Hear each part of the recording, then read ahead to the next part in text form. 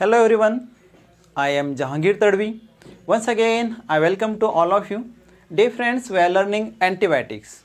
Dear friends, antibiotic के previous 2 lectures में अपन study कर चुके हैं classification of antibiotics based on the mechanism of action.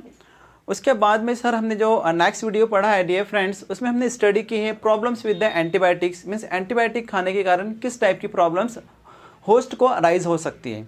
Dear friends, today we are learning the choice of an antimicrobial agents. ठीक है, choice of antibiotics means कि किस type की डिजीज़ में किस टाइप के इन्फेक्शन है उसमें कौन सी एंटीबायोटिक हमें सिलेक्शन करना चाहिए और किस एंटीबायोटिक को हमें यूज़ नहीं करना चाहिए, कौन सी एंटीबायोटिक कॉन्ट्राइंडिकेटेड है, कौन सी एंटीबायोटिक सेफ है, इस चीज़ के हम स्टडी करने वाले हैं आज.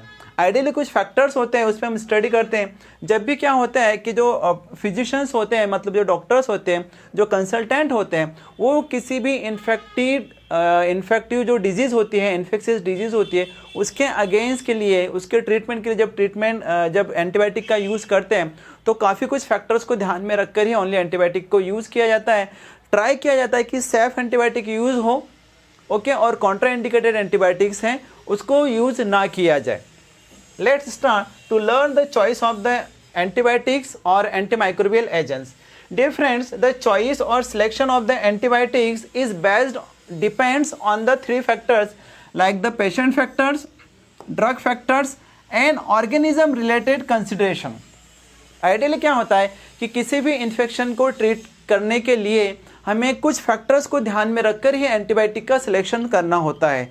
ओके, तो हम देखते हैं कि जैसे कि पेशेंट से रिलेटेड फैक्टर्स है, लाइक द पेशेंट जो होता है, जो भी मरीज है, उसकी एज या फिर उसका जो सेक्स, ठीक है, उसका वेट है, ये देखा जाता है, या फिर उसको कोई हाइपर सेंसिटिविटी तो नहीं है, उसकी प्रीवियस हिस्ट्री लेते हैं डॉक्टर्स, उस पर बेस्ड उसको एंटीबायोटिक का यूज़ किया जाता है.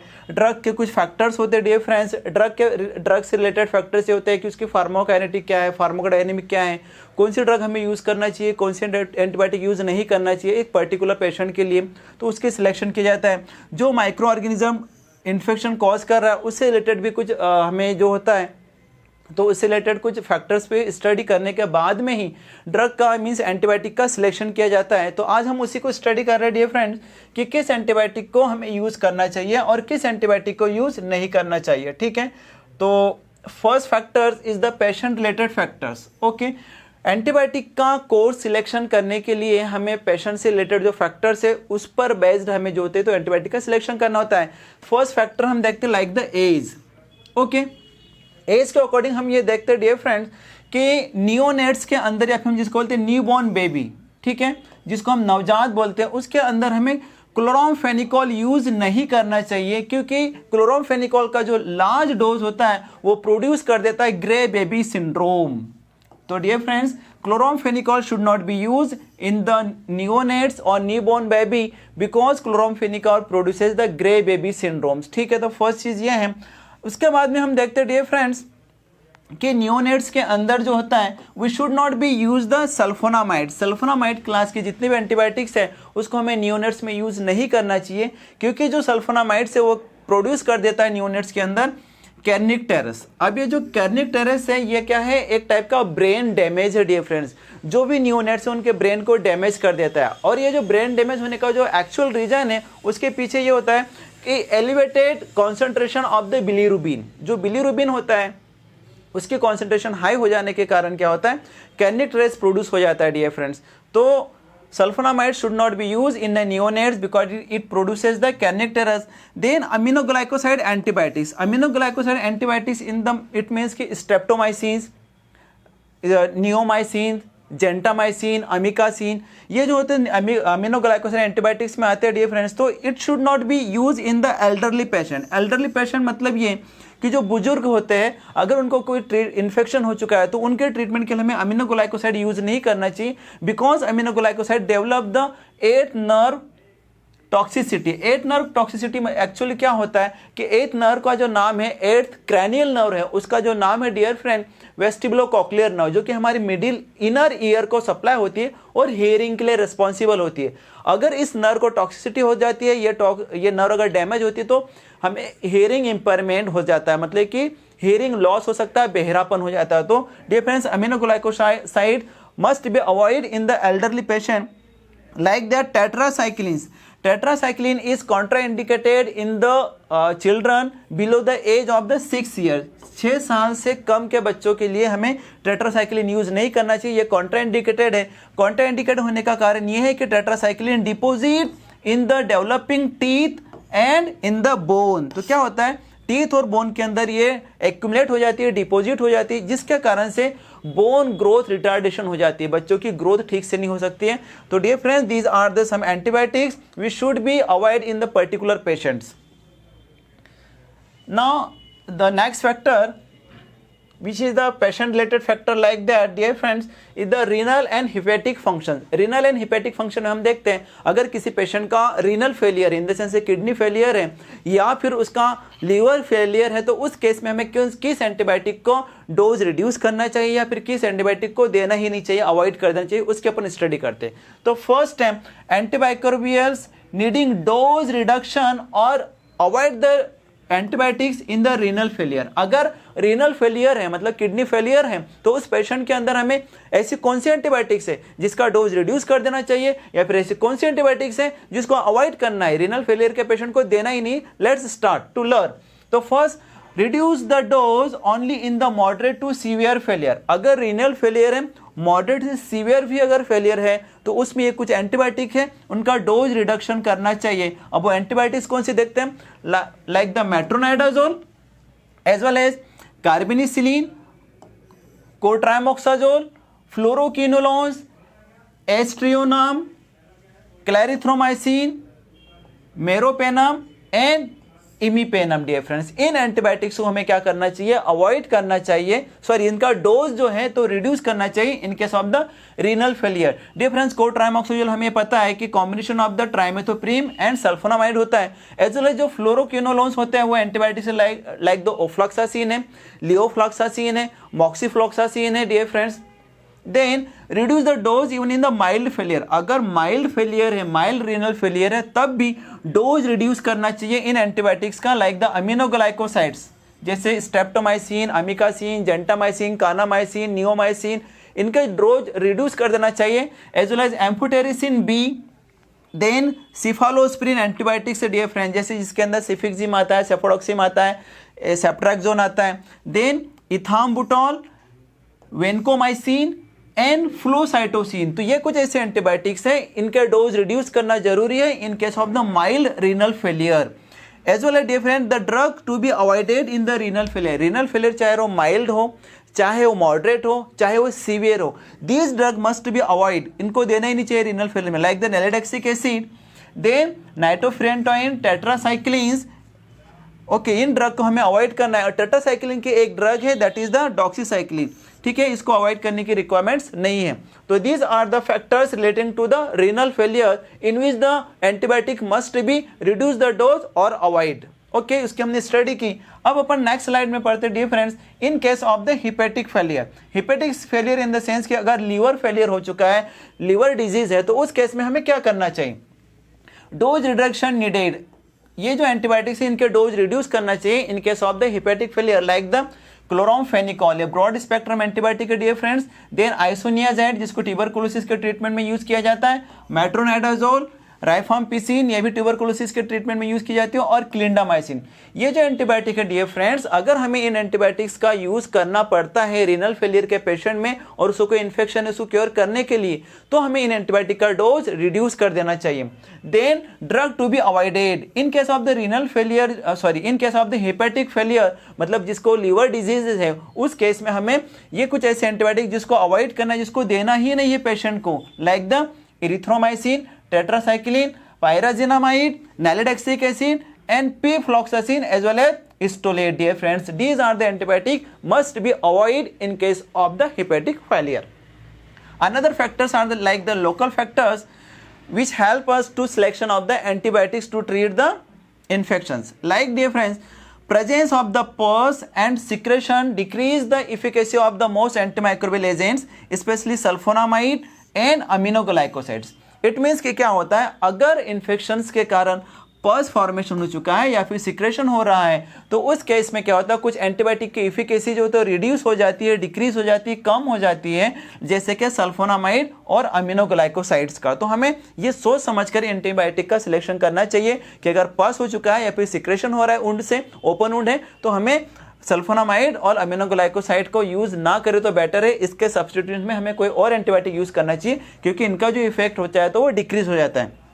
देन डियर फ्रेंड्स, अगर इन्फेक्शन होने के बाद में drainage of the abscess reduces the population of the causative agents means causative bacteria, suppresses the anaerobes by exposure to the oxygen and improve the diffusion of the antibiotics into the abscess. It means dear friends, अगर कोई abscess है, अगर उसका drainage हो रहा है, तो drainage होने के कारण से क्या फायदा होता है कि जो भी पॉजिटिव एजेंट, जो पॉजिटिव बैक्टीरिया जो इन्फेक्शन कॉज करा, उसका पॉपुलेशन कम हो जाता है। सबसे पहले तो रिड्यूस द पॉपुलेशन, अगर एब्सेस को हमने ड्रेनेज कराया तो। इसके साथ में क्या होता है, जो एनारोबिक इन्फेक्शन होता है वो भी सप्रेस होता है, क्योंकि हम जब ड्रेनेज करवाते हैं तो वहाँ पर ऑक्सीजन का एक्सपोजर होने के कारण एनारोब सप्रेस हो जाते हैं डियर फ्रेंड्स। इसके साथ में ये होता है कि इंप्रूवमेंट होता है diffusion of the antimicrobial agent, antibiotic का जो होता है डिफ्यूजन ज़्यादा होता है एब्सेस अगर हम ड्रेनेज करा दे तो, इसलिए उनका जो ट्रीटमेंट जो होता है, जो एंटीबायोटिक इफेक्ट होता है, जो एंटीमाइक्रोबियल इफेक्ट होता है वो बेटर होता है। तो एब्सेस को क्या करना चाहिए, ड्रेनेज करा देना चाहिए, जिससे एंटीबायोटिक्स का इफेक्ट इनहेंस हो जाता है dear friends. After that early drug exposure, early drug exposure में क्या होता है, डॉक्टर्स किसी भी इन्फेक्शन को ट्रीट करने से पहले क्या करता है, जो पेशेंट्स हैं उनकी हिस्ट्री लेते हैं कि भाई आपको किसी एंटीबायोटिक से या फिर किसी ड्रग से कोई एलर्जी तो नहीं है, तो हिस्ट्री हमें हेल्प करती है selection of the antibiotics. Like that earlier drug exposure means, जिस पॉइंट को अपन समझते हैं कि एंटीबायोटिक सिलेक्शन में कैसे हमें हेल्प करता है, तो dear friends previous history help us about the selection of the antibiotics। क्या होता है, if any antimicrobial agents or antibiotic causes the allergic reactions it must be avoided। Okay, अगर किसी पेशेंट को कोई ड्रग एंटीबायोटिक्स एलर्जी प्रोड्यूस करती है तो हमें अवॉइड कर देना चाहिए, कि वो देना ही नहीं चाहिए उस पेशेंट को, और ये हमें हेल्प मिलती है through the patient related history लेने से मिलता है। ठीक है, कुछ एंटीबायोटिक्स ऐसी है जिससे बहुत फ्रीक्वेंटली एलर्जिक रिएक्शन होने के चांसेस होते हैं, like the beta lactam antibiotics means penicillin और cephalosporin groups, then sulfonamides, fluoroquinolones, nitrofurantoin are frequently causing the allergy. ठीक है, ये कुछ ऐसे ग्रुप्स हैं इनकी जो एंटीबायोटिक्स होती है वो फ्रीक्वेंटली एलर्जी प्रोड्यूस करती है, इसलिए एंटीबायोटिक सिलेक्शन करने से पहले हमें पेशेंट हिस्ट्री लेना कंपलसरी है। Now next factor is the impaired host defense। impaired host defense in the sense कि अगर पेशेंट का डिफेंस मैकेनिज्म, इम्यून सिस्टम अगर वीक है तो हमें क्या करना चाहिए, तो देखते हैं dear friends, integrity of the host defence play a crucial role in the overcoming of an infection.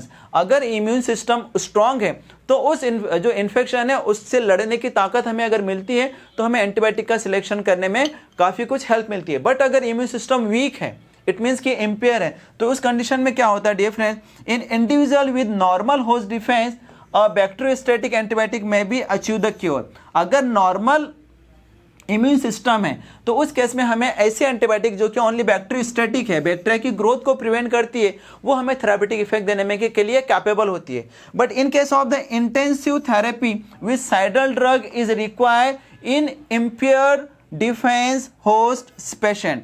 अगर इन पेशेंट का इम्पेयर होस्ट डिफेंस सिस्टम से उनका इम्यून सिस्टम वीक है तो उस केस में हमें एंटीबायोटिक जो सिलेक्शन करना होगा दैट मस्ट बी बैक्टीरियोसाइडल, मतलब माइक्रो ऑर्गेनिजम्स को किल करने वाले एंटीबायोटिक हमें सिलेक्शन करना चाहिए अगर इम्यून सिस्टम वीक है तो। और ऐसे पेशेंट जिनको क्रोनिक डिजीज है, जिनको रीनल डिजीज है, जिनको हिपेटिक डिजीज है, जिनको ट्यूबरकुलोसिस है, जो कि HIV पेशेंट्स है, या फिर जो लॉन्ग टाइम से कॉर्टिकोस्टेरॉइड्स या फिर स्टेरॉइड की थेरेपी लेते हैं, तो ऐसे पेशेंट्स का इम्यून सिस्टम आइडियली वीक होता है, तो उनके लिए हमें जो एंटीबायोटिक सिलेक्शन करना है that must be bacteriocidal.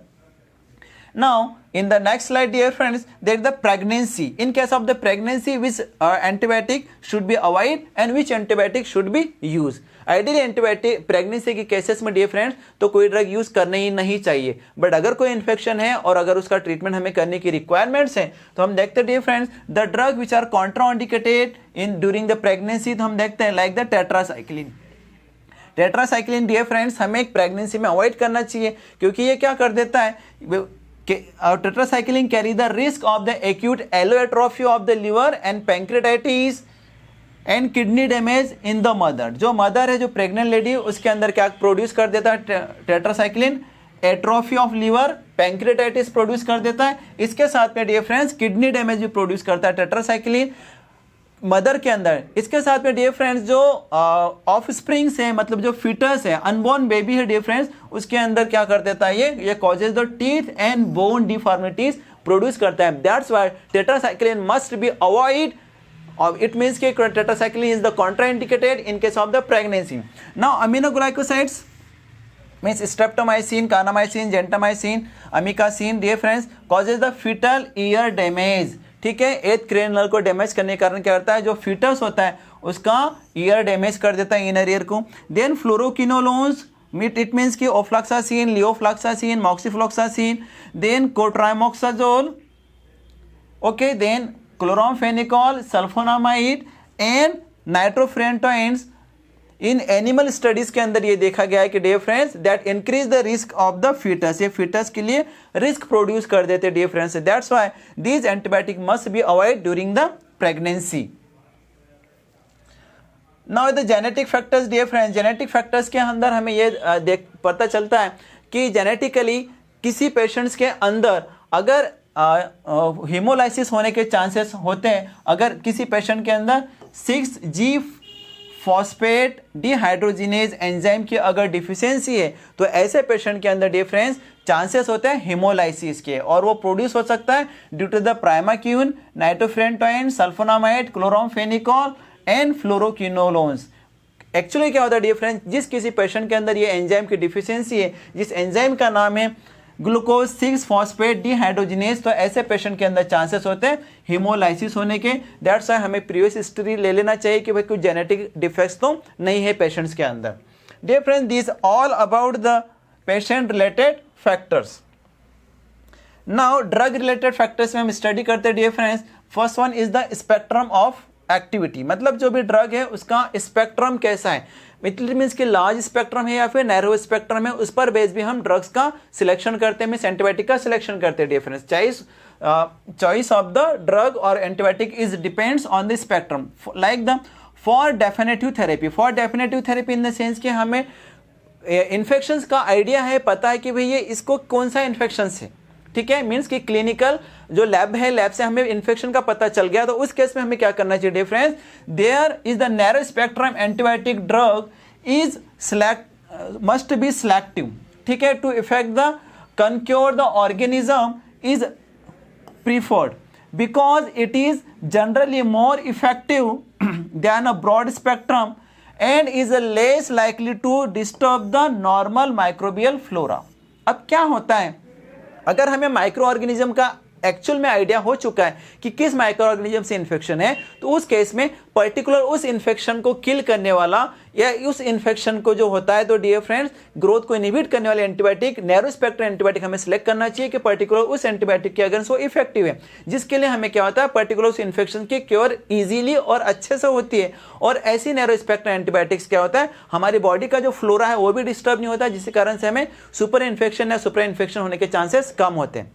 Okay, then but for empirical therapy, empirical therapy मतलब कि हमें इन्फेक्शन का पता ही नहीं है। Empirical therapy means the therapy based on the experience और based on the sign and symptoms before the clinical report, ठीक है, जो सॉरी लेबोरेटरी रिपोर्ट, लैब की जो रिपोर्ट आती है उसके पहले हमें जो थेरेपी देना होती है डियर फ्रेंड्स, तो उस केस में हमें यूज करना चाहिए ब्रॉड स्पेक्ट्रम एंटीबायोटिक्स, ठीक है, which be use for cover the all likely pathogens. वो इसलिए हमें ब्रॉड स्पेक्ट्रम एंटीबायोटिक्स सेलेक्ट करते हैं कि जितने कोई से भी पैथोजेंस होंगे वो सब किल हो जाए, but in case of the empirical therapy. Now dear friends, in the next slide there is the type of the activity. Type of the activity में हम देखते हैं डियर फ्रेंड्स, जो एंटीबायोटिक्स होती है कुछ बैक्टीरियोस्टैटिक होती है, कुछ बैक्टीरियोसाइडल होती है। तो हम देखते हैं कि बैक्टीरियोस्टैटिक सिलेक्शन करना चाहिए या फिर बैक्टीरियोसाइडल हमें ड्रग का यूज करना चाहिए। तो डियर फ्रेंड्स, हम देखते हैं in several acute infections resolve faster with the cidal than the static drugs. क्या होता है, कुछ एक्यूट इन्फेक्शंस को अगर हमें रिजॉल्व करना है, ट्रीटमेंट करना है, तो हमें बैक्टीरियोसाइडल ड्रग यूज करना चाहिए, microbial cidal, as compare to bacteriostatic. Okay, now many bactericidal drugs export prolonged post-antibiotic effect so that maintain of the drug level concentration above the MIC is not essential. It means कि क्या होता है कि बहुत सारे bacteriocidal antibiotics ऐसी होती है जो अपने लॉन्ग टाइम तक अपना इफेक्ट देती है dear friends, even post antibiotic effects भी देती है, जिसके कारण हमें ये होता है कि अबो द MIC लेवल ना हो तो भी चलता है, क्योंकि क्या होता है वो लंबे समय तक अपना इफेक्ट देती है। MIC का मतलब होता है minimum inhibitory concentration. Okay, now bacteriostatic antibiotics, the bacteria start multiplying quickly when drug level fall below the MIC resulting in the relapse of the infection। अगर हम बैक्टीरियोस्टैटिक नेचर के ड्रग हम यूज करते हैं तो डियर फ्रेंड्स, तो क्या होता है जैसे ही ड्रग का कॉन्सेंट्रेशन बिलो द MIC मतलब के मिनिमम इनहिबिटरी कॉन्सेंट्रेशन जैसे ही जाता है तो ड्रग जो इन्फेक्शन है वो मल्टीप्लाई होना स्टार्ट कर देता है, और मल्टीप्लाई होने के कारण इन्फेक्शन रिलैप्स हो जाता है। रिलैप्स होने के मतलब फिर से वो हमें इन्फेक्शन हो जाता है डियर फ्रेंड्स। तो क्या होता है, most of times we must be select the bactericidal antibiotics. After that, in the next slide there is the sensitivity of the organism and related toxicity। Sensitivity of the microorganism, dear friends हमें ऐसी ही antibiotic use करना चाहिए जो MIC के level पर मतलब minimum inhibitory concentration पर sensitive हो एंटीबायोटिक्स के लिए, एंटीबायोटिक उसके लिए इफेक्टिव हो डियर फ्रेंड्स, तो हमें उसको यूज करना चाहिए। और जिसमें होता है जिसका इफेक्ट जो होता है तो पोस्ट एंटीबायोटिक थेरेपी, जब पोस्ट एंटीबायोटिक इफेक्ट भी इसके ऊपर होना चाहिए, मतलब एंटीबायोटिक हम जैसे उसको बंद कर दे तो तभी उसका इफेक्ट होना चाहिए। और ऐसा तभी होता है जब वो कौन सी है, बैक्टीरियोसाइडल नेचर की है और अपना लॉन्ग टाइम तक अपना इफेक्ट देती है। After that the related toxicity, जब हम रिलेटेड टॉक्सिसिटी हम देखते हैं तो dear friends the antibiotic must be select which is the less toxic. हमें लेस टॉक्सिक एंटीबायोटिक का सिलेक्शन करना चाहिए to treat the any kind of the infection like the beta lactam over and the aminoglycoside. हमें अगर हमें infections को cure करने के लिए कोई एंटीबायोटिक का सिलेक्शन करना है, अगर हमें अमीनोग्लाइकोसाइड का अगर सिलेक्शन करना है तो उसकी जगह पर हमें करना चाहिए बीटा-लैक्टम, क्योंकि बीटा-लैक्टम एंटीबायोटिक जो है penicillin and cephalosporin are the less toxic as compare to the aminoglycoside. Then erythromycin must be select as compare to the clindamycin. Clindamycin के कंपेरिजन में हमें इरिथ्रोमाइसिन सिलेक्ट करना चाहिए क्योंकि ये क्या है, लेस टॉक्सिक है। Now dear friends the pharmacokinetic profile, pharmacokinetic profile मतलब हम एंटीबायोटिक का जो एब्जॉर्प्शन, डिस्ट्रीब्यूशन, मेटाबॉलिज्म और एक्सक्रेशन जो होते हैं, इन फैक्टर्स के अकॉर्डिंग भी हमें क्या करता है, ड्रग का मींस एंटीबायोटिक का सिलेक्शन करना होता है।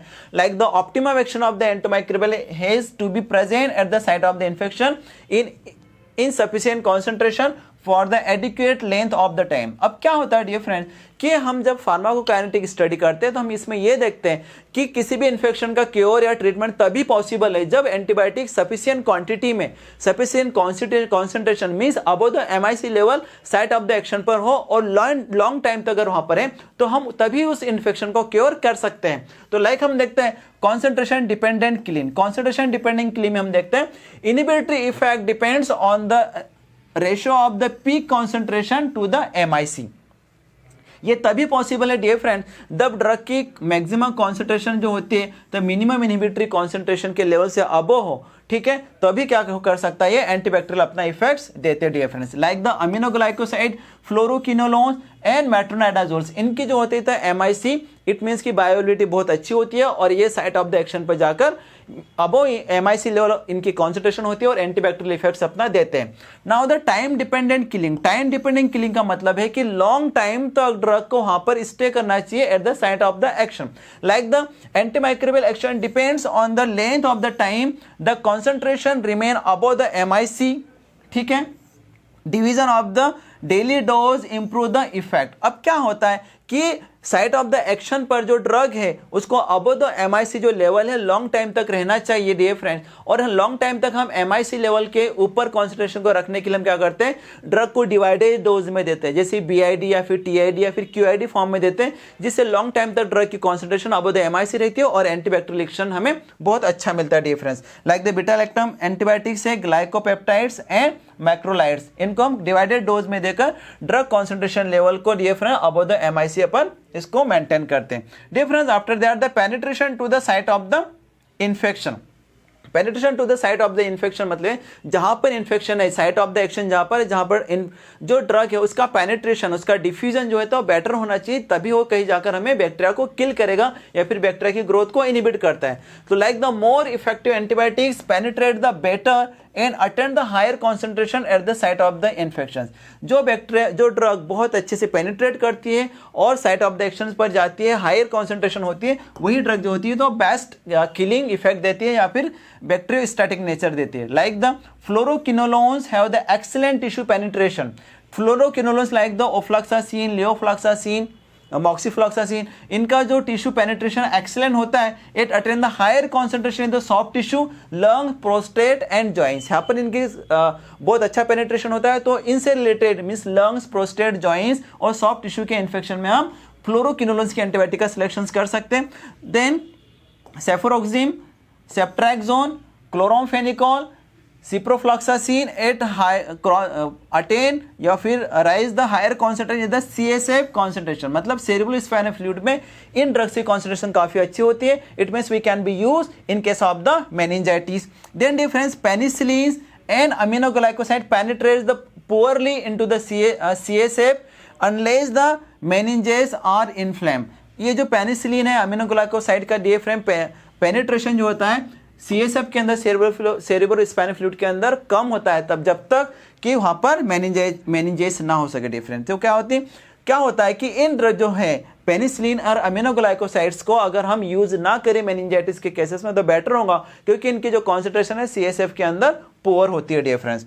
Then ampicillin, cephalosporin and erythromycin attain the high biliary concentration, मतलब बिलियरी के कॉन्सेंट्रेशन जो होता है डियर फ्रेंड्स गॉल ब्लैडर में इनका कॉन्सेंट्रेशन काफी अच्छा होता है। It means we can be select the ampicillin, cephalosporin and erythromycin to treat the any infection which is related to the biliary system in the sense के gall bladder. Now dear friends at last ले the route of the drug administration. It means बहुत easy है dear friends कि oral drug infections को किसी भी oral antibiotics को हम तभी यूज करते हैं जब जो इन्फेक्शन है वो कैसा है, लेस सीवियर है। But in case of the severe infection we use the route of administration parenteral, ideally IV route, ठीक है, to treat the severe infections. तो जिसके कारण से हमें हायर पेनिट्रेशन मिलता है, ड्रग्स का हायर एब्जॉर्प्शन मिलता है, मोस्ट हायर बायोअवेलेबिलिटी होती है और बहुत अच्छा इसका माइक्रोबायल एंटी माइक्रोबियल इफेक्ट होता है डियर फ्रेंड्स।